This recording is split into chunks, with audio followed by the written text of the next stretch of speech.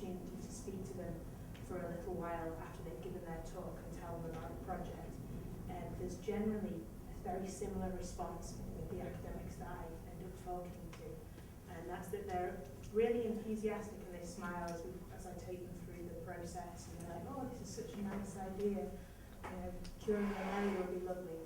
And then they really think that we're idiots, we're crazy, and that we're incredibly naive, and that there's no way we're ever going to be able to get a drug to the market without a patent, or without a patent, and that somebody's going to scoop us, or that somebody's going to take something we put on the internet and make some money from it. And then we explain, we don't mind if somebody scoops us, we want to find a drug for malaria.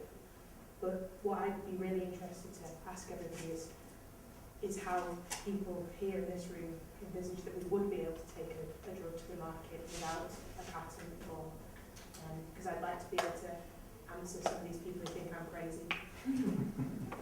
I mean, it would be nice to have a neat answer to that question. It would make the conversation a lot simpler. Did you want to respond to that, or did you want to say something? Because there was some ahead of you in the queue here. Robert, did you want to say something? Okay, please. Okay. Please go ahead. My name is Charles Clift. I'm from Chatham House. I think there are two slightly different arguments here. One is about within the current system, how do we finance research on diseases that mainly affect developing countries? So MMP, DNDI, what happens at Trust Campus, all that sort of thing. And there's another argument about whether this is the best system for financing R&D, drugs, and so on. So it's important to distinguish between when you talk about one and the other, because they're two distinct arguments. I think it really, for the second lot, it revolves around what is the best way to finance phase 3 trials. Should it be private sector, protected by intellectual property, or can it be done in other ways? Yes, I agree. Well, I knew it was better to let Charles speak first. That essentially was what I was going to say. I think we got ourselves inevitably into a conversation about financing of health R&D, and that seems to be the real elephant in the room, or whatever you want to say. I was interested to know, I mean, it does seem as if what was been presented here today anyway is starting to support that if we raise the bar, even if there's a minimum for when IP kicks in, things seem to move quicker and more efficiently, and we can be more open. So that's one of the things I think what I'm hearing needs to be said. On the financing thing, I don't have an answer, and there are lots of models out there, and the CWG sort of reviewed a whole lot of them. I don't think any of them has come up with anything particularly significant yet.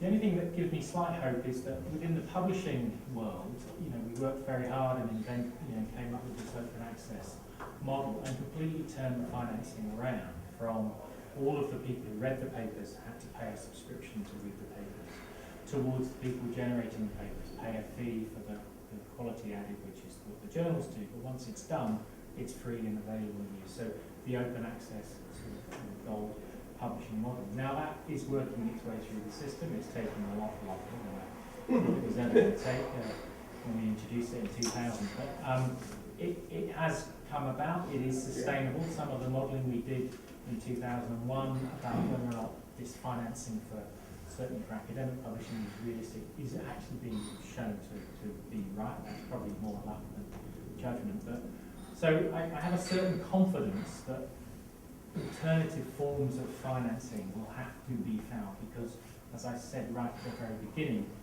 things like antibiotic resistance also do not fit the current model, and that will affect everybody. So it's okay, on psoriasis or whatever, for the vast majority of people, it's never going to touch their lives. So it's not a surprise that I think what we've heard today with different approaches definitely are producing positive result, but they're not going to solve every problem. They certainly aren't. You can integrate access issues into how the price and delinking the price and that kind of stuff. But it does come back to financing. So I don't, again, that's a separate, or obviously related, but it's slightly separate. So just quickly before I go to other people, the reason, I think you're both right that they are separate questions, but I think they are linked, because I think that, as I said at the start, my dogma is that with some of these diseases like Alzheimer's, they're so complicated and it's so difficult that you're not going to solve them unless you take a completely different approach. That's my view. And so if you take that view, you have to think about funding it in a different way. So inevitably, if you're approaching the problem in a different way, you have to fund it in a different way. That's why they're linked to me.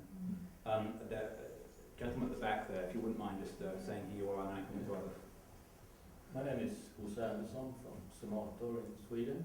I have a background in pharma in AstraZeneca, and I think we now discuss funding as if it has to cost what it does today to do a late phase program. I mean, there is a lot of ways to lower the cost in phase 2B and phase 3 by using open data, involving the patient, sharing. The recruitment is today argued as one of the biggest costs. If you have access to information about available patient, you lower the cost dramatically in phase 3 studies. So open data could help a lot. Yeah.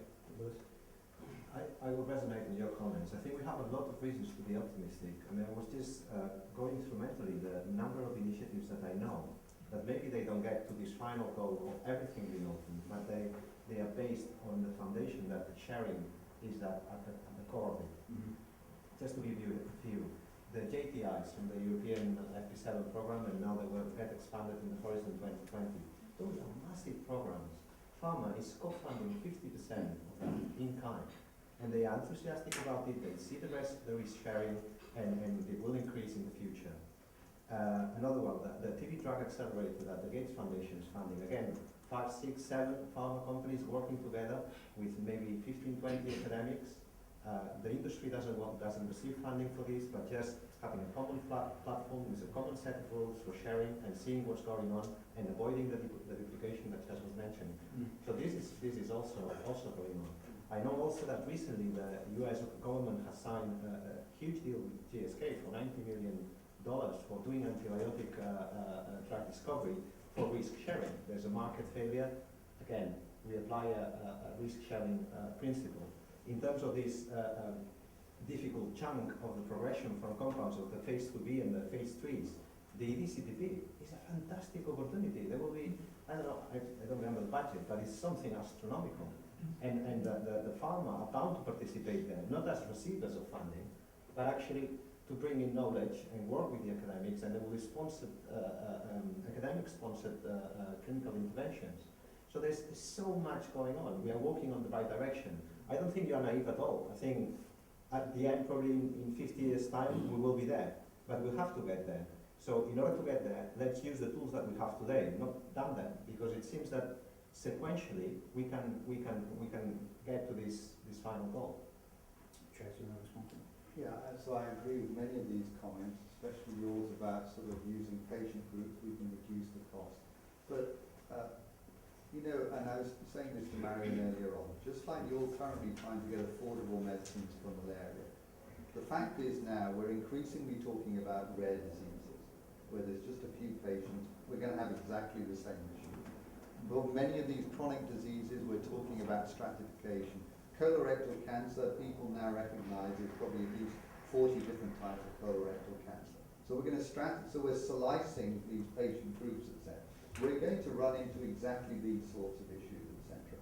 But I have to believe, Matt, give me any asset for any disease and show me some clinical efficacy data.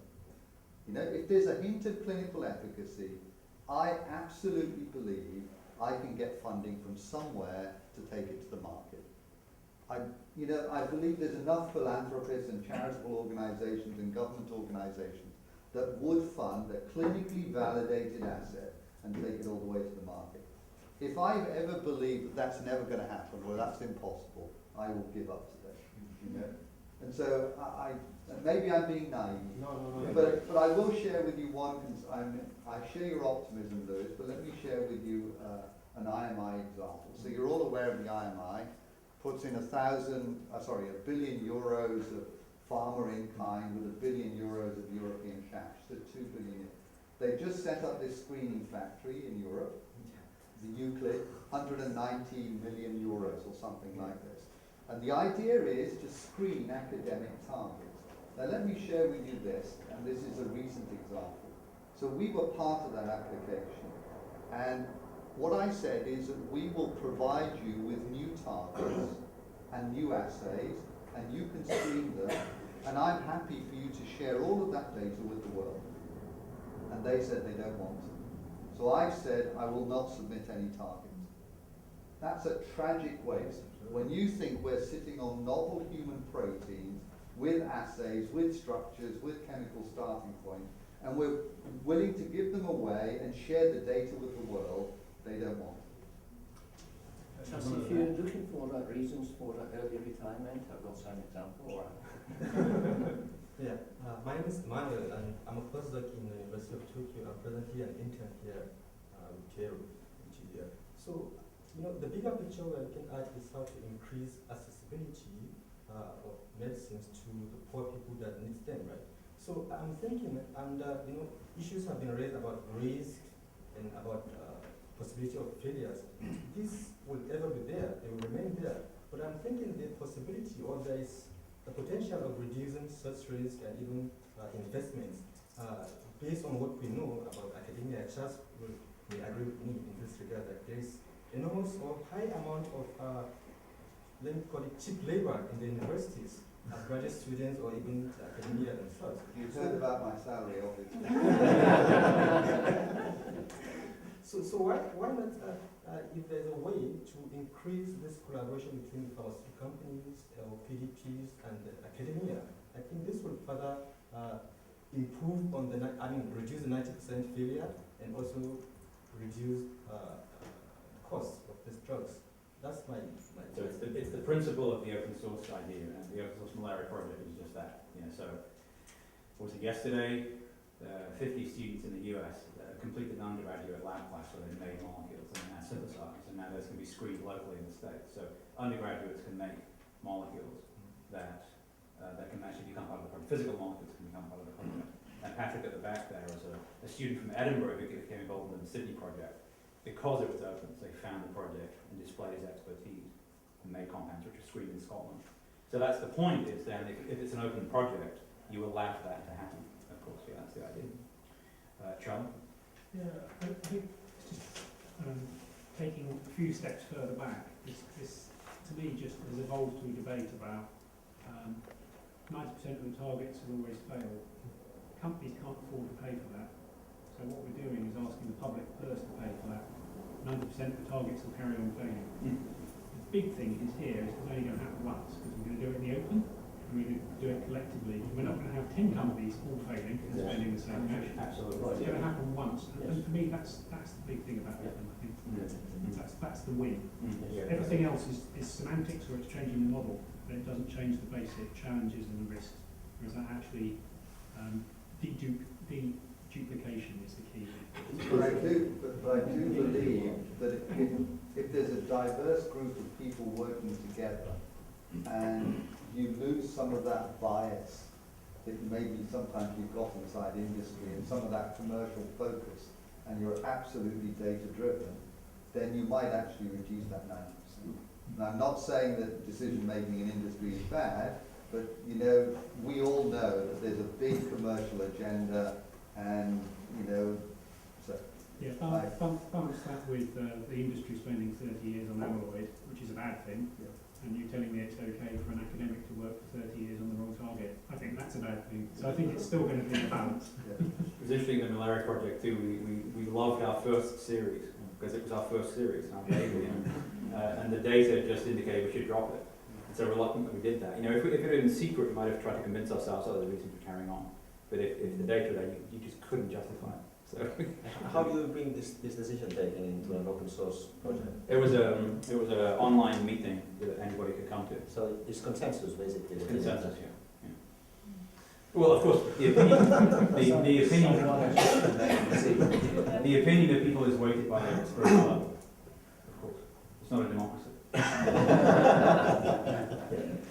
Yeah, I'd just actually like to learn a bit more about this initiative that you're doing, and there's one sort of thing that I can't understand properly yet, which is how how, so everything's in the public domain and it's all completely IP-free or is that patent-free, but what was the starting point? Because I understand often, or my understanding of what PDPs do is often go to proprietary libraries, so go to a big pharma library and do blind screening of compounds and then ask, you know, see that one might have potential to have efficacy against a certain condition and negotiate rights for a limited field of use.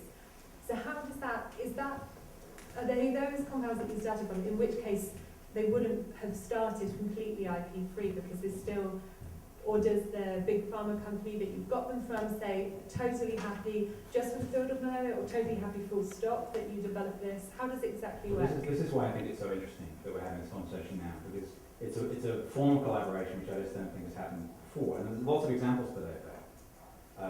In this case, it was GSK's compound data set. They published in Nature, and the data were freely available. The license is technically CC0, so freely available data with the structures and the efficacy. And we, because of that, we could take those compounds and then start the project. So it was catalyzed by a screen done by GSK. And the interesting thing about the screen by GSK was that there were molecules in there which had not been public domain before in any sense, and suddenly they were released, and their efficacy for malaria was shown. So it's something that would not have started without the contribution from the industry. And that's what I think is so interesting. And GSK is happy to completely give up all rights to those? Yes. They don't have it, yeah. In fact, one example is through an MMB-sponsored project, a third party has just filed a clinical candidate on one or close derivative of a molecule that was in the original public release. We're happy. This was probably one of the main things that we are aiming at when we release the structure. I should just also emphasize something. There's one very quick point, which is the original project with Piero, which was the schistosomiosis project, which was the open source project. Over the course of about a year, when that was really solved, we received a number of inputs to the project from outside the core team in Sydney. And of those, 75% were from industry, 25% from academia. It just felt like these contributions were coming from people in industry who just simply wanted to contribute. For whatever reason, then there are multiple reasons you can imagine. But it was very much not an academic love. It was really a diverse set of people dominated by the chemical industry. So the conditions you work under are less stringent than if you've got molecules from wider research? I can't answer that question. Right. That's right, yeah. That's right. The short answer is I yes. think, Although GSK is not a wider research, Yeah, I in this think case that they went another route. yes. The data in chemical is CC0. So The it's point I made there is, I think GSK's initiative there is making it easier for us to enter into negotiations with other companies, at least when we get the diseases to do the same thing. Yeah, so I guess the difference is that when we know that something works against malaria, or works against TB, or works against Chagas, or Leish, or whatever, then we'll do the public release free for all. And it will be chemical matter, because it will be, if somebody wants to take that compound and develop it for cancer, we'll get told off by our patent attorney, but this is something that we'll leave in. When we have patents that have been filed for whatever other indication, then they'll go into WIPO, right? When we protect our right to develop it for other disease areas, but then the same kind of royalty-free blah blah blah applies for the 16 neglected tropical diseases to women. Can I ask about the pathogen box? Is it likely that the terms of the pathogen box will be that you can obtain compounds and you can then screen them against whatever you wish? Yes, that's Doesn't the have to be, idea. it could be against cancer. Yeah, we're replicating the same You're doing terms. this one, huh? Yeah, absolutely. That's right. It's very interesting that there's no tracking of what we're doing with the compounds. Yeah. No, I mean, as I said, we ask the requesters to give us an idea. Yeah, but you don't require. Yeah, they've got free rein. I mean, obviously, as long as it's legal. Yes, it's really interesting. We need to wrap up, unfortunately. I think we can probably hang around a little bit for discussions here. We don't actually have to move out, but we should probably wrap up because people have places to go. I wanted Pierre to say something about what's going to happen next. Yeah, quickly, because the question was also what happens next, right? So maybe just briefly, so we are here, we have TDR. TDR is, as you've heard, is a special program with the WHO working on, our mandate is research and training in tropical diseases. You've heard about the background, the WHO, the WHA, so the World Health Assembly supported this this approach. What we are poised to be doing now, we want to favour innovation for these diseases. So again, some of the diseases we'll be talking about today. So we want to favour innovation, and it's pretty much along the lines of what Tom just said, is the innovation access continuum that we are interested in. And of course, because we're dealing with drugs for which there are loads of failures. Of course, you've got malaria, TB, they have successes. Other diseases, particularly those that Rob is dealing with day in, day out, fewer, if any. So, and in order to deal with that, we want to support open research in general and open source drug discovery in particular. So, so what happens next? So we really want to support this. Of course, we will be focusing on these diseases, but of course, there will be spin-offs and there will be also options for cross-fertilization with other areas and other diseases. So I think that we got to see that just between ourselves and by opening up this discussion to others is essentially, I would say, two main areas.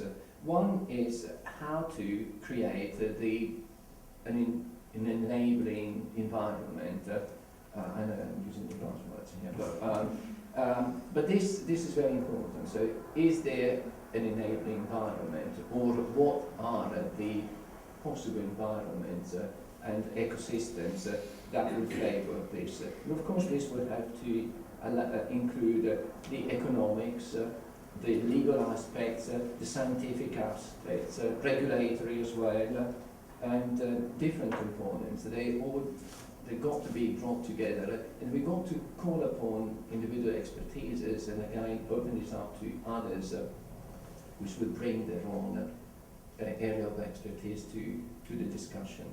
And the second one is, and this is related to that, is what sort of investments are required to support the whole thing, because the fact that this is open, of course, we all know that painfully it's,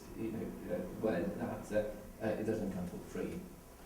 So someone has got to finance the different bits and pieces. We heard even curating databases, you may spend all your money just doing that. So whether it is the private sector or the public sector that has to bear the cost of failure, somebody's got to do it. Of course, we can work out systems whereby not only do we fail once, but maybe we fail a bit less and progressively less. So how are we going to do that? TDR, I'm committing TDR, hopefully my director is not here, so I can do that. So committing TDR to help along with this, and I think one good thing about TDR is the convening power, and particularly now that we've sort of stepped outside the area of doing R&D ourselves, which doesn't mean that we can't get involved with individual projects at any scale, but it's more about now favouring and fostering this. And incidentally, it's important for all of us to have our email addresses so that we can correspond. And immediate follow-up. So in the longer term, this is what we'd like to do. How we get there, I think, is by interacting amongst each other and coming up with an initial plan of action. And there will be some immediate action. Yeah, so there'll be a, I can... So thank you very much for coming today, and just wanted to thank also our director for having volunteered, having been volunteered yesterday to pay for the coffee break and so. I just wanted to add a little bit to what Pierre was saying, and again, I mean, I'm in TDR, but obviously just from the WHO perspective, so something that's happening that is perhaps important to bear in mind, and it has a political focus, is all this follow-up work to this report that came out earlier in the year, looking at financing of R&D and how we actually kind of make changes in that. And one of the sort of outcomes is looking at what they're calling demonstration projects. So how do you actually take all of these ideas that are buzzing around about milestones and prizes and open innovation and put them into a project? What I think is lacking, and it's been very refreshing today to hear people who know what they're talking about, is when these debates start, and they're often politically motivated, is that people are talking about open innovation, open access, and they clearly have no idea or concept of what that is. So what would be useful, and I'm only putting this out, would be some kind of, and it could be the report of this meeting, but I think it needs to be in a slightly different format, is before that, the big meeting, which will happen December 3 to 5 here in Geneva, is some accessible, in the sense of understandable, document that can kind of give the state of the art around what is open research, what is open innovation, without, I mean, this is going to be a tricky one, but where IP fits within that and the care that's required in terms of managing IP. I think we're certainly not, I didn't hear anything today that we're at the stage where we just say no IP and open innovation is the way forward. That wasn't what was said, so we need something around that. But a primer, some kind of easily accessible document that certainly we can circulate around those people that are sort of saying, oh yes, open innovation will solve everything, just to give a bit of background to that. So that would be my suggestion as a something useful that we can do. The immediate target is to write up this meeting as a peer-reviewed article. A peer-reviewed article is okay. No, but it needs to have the sanction of... and then we need some kind of something else that others will read. No, it could be open access. Well, it won't work for political people. Translate. It has to be a kind of... Sure. Yeah, I agree. I think though that policy, I mean, there's very good representation of different kind of sensibilities and agencies here, but I think that the Gates Foundation should be sitting in this table as well. I agree. Yeah, budget didn't stretch for that, but... We did say we wanted to open this up. So just by way of conclusion, firstly, thank you very much for coming. It's a really stimulating and fantastic.